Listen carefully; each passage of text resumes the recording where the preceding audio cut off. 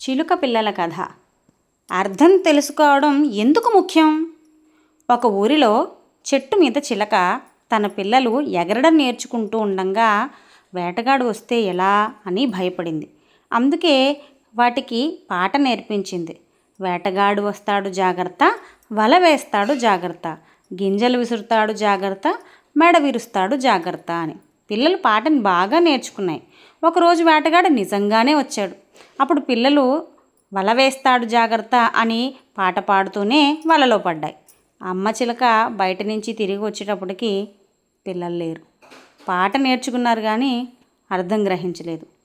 ఇలా మనం కూడా నేడు శ్లోకాలు, మంత్రాలు, వేదాలు వింటున్నాం, కానీ పాటించకుండా వదిలేస్తున్నాం. దేవుడు చెప్పింది జపించడం కాదు, అర్థం చేసుకొని ఆచరించడం.